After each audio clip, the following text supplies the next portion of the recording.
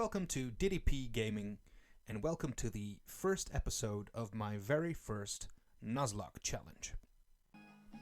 The basic rules for a Nuzlocke challenge are actually pretty simple. First of all, I can only catch the first Pokemon I encounter on each route, which means if I encounter something really crappy, I have to use that and then move on.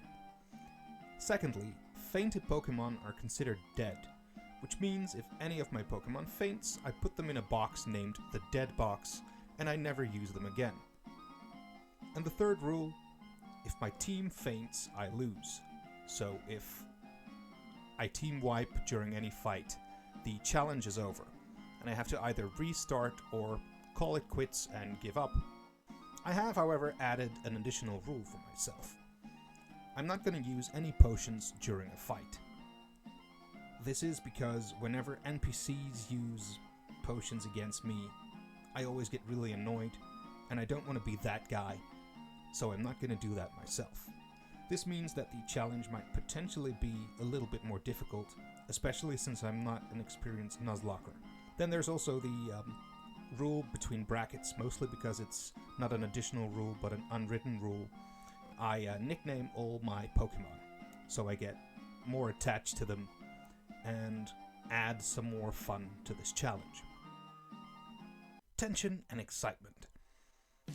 As some kid urges me to save Professor Birch from a level 2 Poochyena that's chasing him up and down the first route.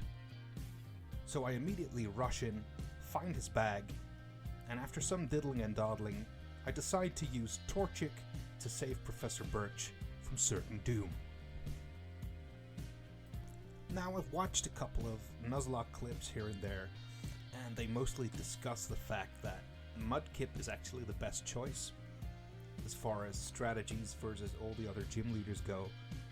But fire types are relatively harder to come by, so I decide to pick Torchic. And another reason is because I'm biased, and it was the first Pokemon I used during my Ruby runs. I think there's also something to be said for the fact that it can learn Double Kick, which is useful against, well, the Rock-type gym. It learns Peck, which is super effective against Brawly. But then again, that's all from a normal run's experience, and Nuzlocke's might prove to be different. For my first nickname, I roll with KFC. It's nice, simple, and short. Just a quick side note, while I start this rival fight with May, I have decided to take the approach where my lock officially starts once Professor Birch gives me the Pokeballs. I know there's another approach where you can say the lock starts once you get your starter, but I've decided not to do it that way because I want to cut myself some slack. Being a noob Nuzlocker, right, trying it for the first time. And the other reason is I have decided not to level Torchic, so it's at an even level with the Mudkip, which is a risk in itself, as you will see soon enough.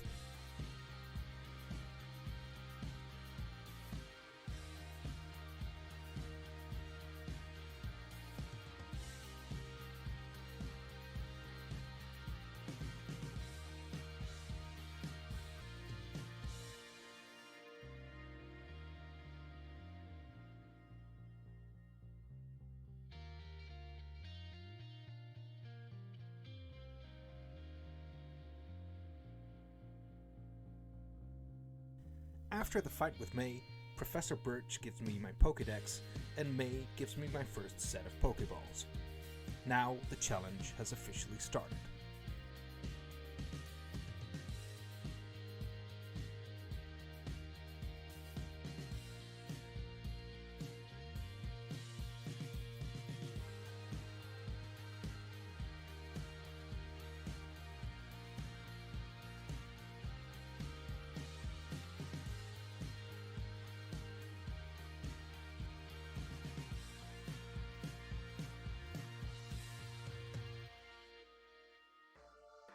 Of course, no adventure is complete without your mom giving you a set of sneakers that allow you to run without losing any stamina at all. Powerful.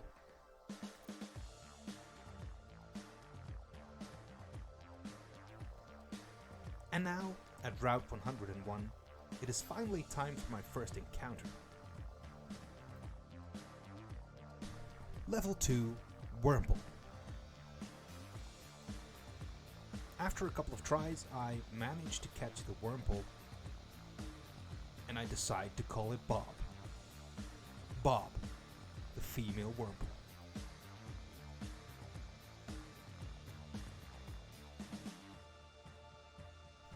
As my second encounter, I run into C-Dot. Now, a lot of people don't think this is the greatest Pokemon to get as your second encounter, or your third, or your fourth, or whatever, but I'll roll with what I can get.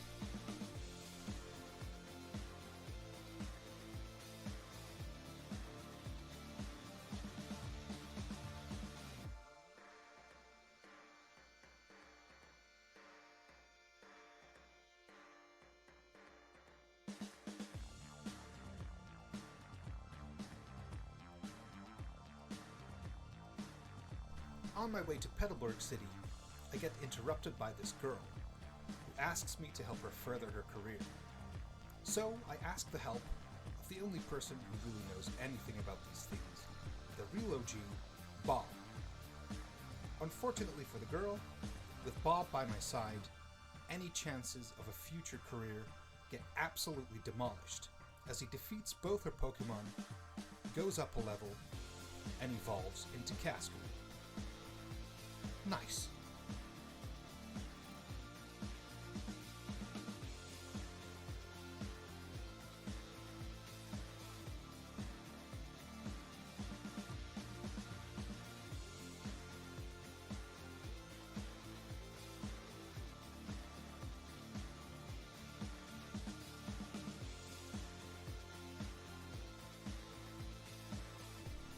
After a short intermission, in which I meet my dad for the first time after moving, only to have him totally ask me to do his chores for him and get Wally his first Pokemon, I move on to Route 104 for my next encounter. Unfortunately, that encounter is a Wingull, and Wingull is kind of meh. But I'll try to make the best of it.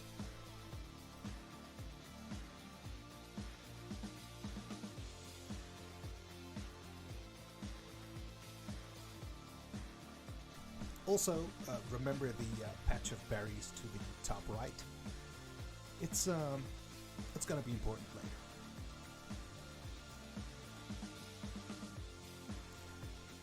I walk into Petalburg Woods and decide to go for my next encounter. But then, as it turns out, my next encounter is a Wurmple, and I already have one.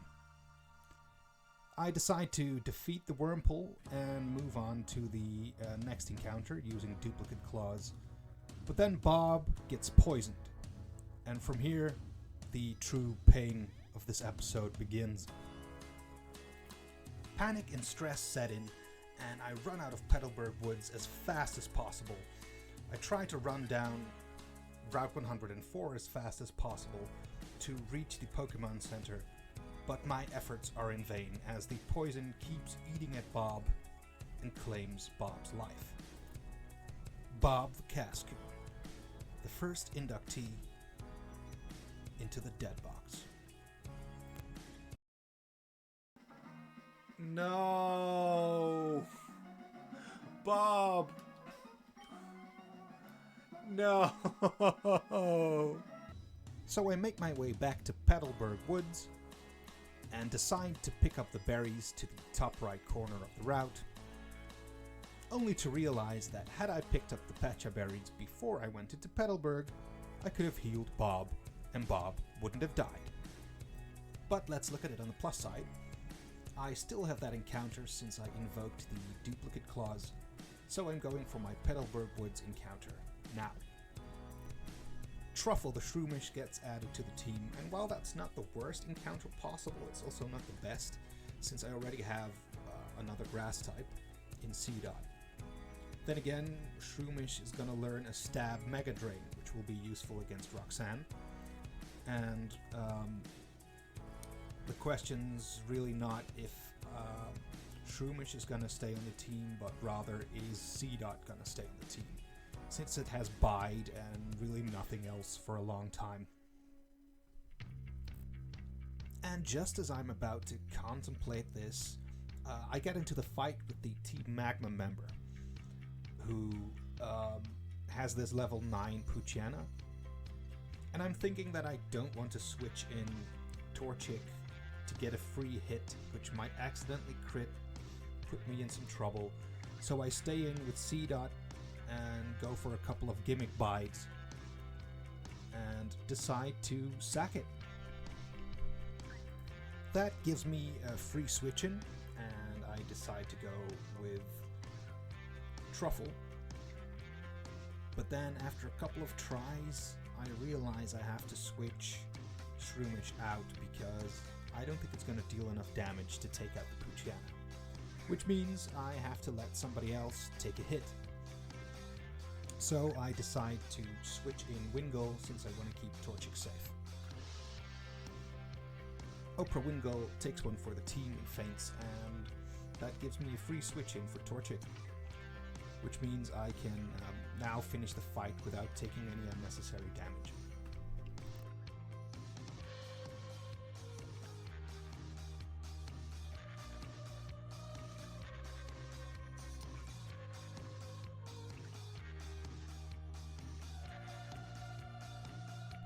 Right, so on to Rustboro City. When I get there, I step into the Pokemon Center, and I of course have to go to the PC because I have to add 2 more casualties to the list. Bob. Go nuts. Go nuts. Bob. Bob, Oprah Wingull. Oprah Wingull. Bob. Welcome to the Dead Box. I go for my next encounter first, because I want to liven things up a bit and get more additions to the team now that I've lost 2 Pokemon. And Nincada is going to be the next addition to the team, so that's not that bad.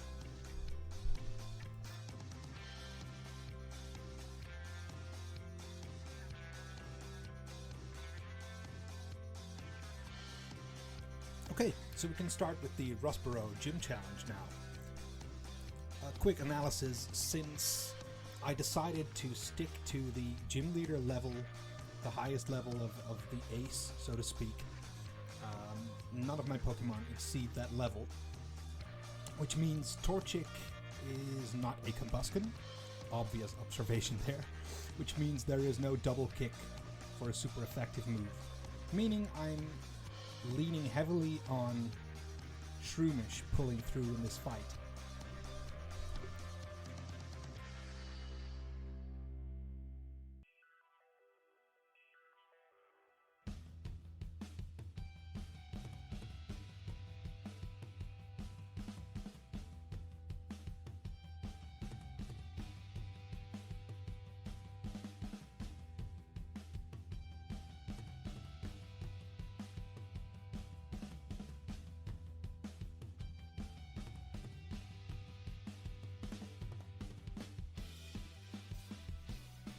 Shroomish takes care of Geodude without too much complications there, so next up is the Nose Pass. I'm lower in level, and whenever I am, I like to play a bit more defensively and a bit more dirty.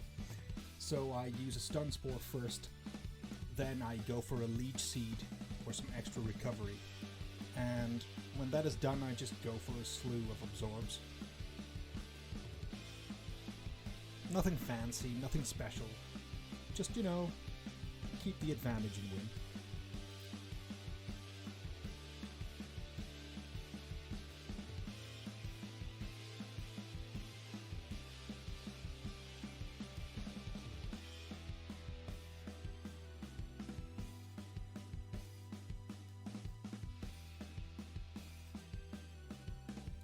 I'll be honest, I thought Roxanne would use a potion here, but instead she uses Rock Throw, so that means that this badge is in the bag. Nice. Good job, Shroomish.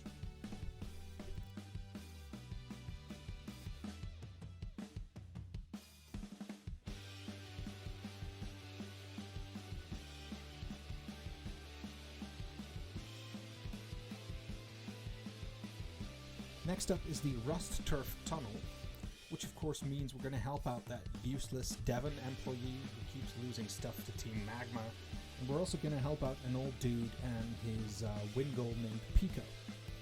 I'm going to treat the tunnel as a new option for an encounter. The encounter turns out to be a Whismur, and after a couple of moves and a Pokeball, I managed to catch it and add it to the team.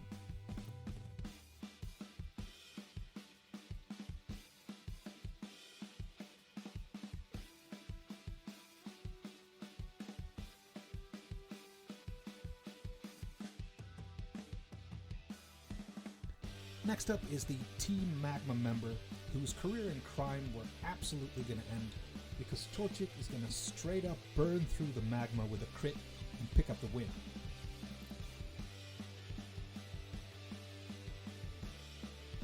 After defeating the Team Magma grunt, I talked to Mr. Stone, who wants me to deliver this letter to his son Stephen somewhere in a cave in Dewford. But more about all that in the next Nuzlocke episode. For now, I would like to call this first episode a wrap and save at the Pokemon Center.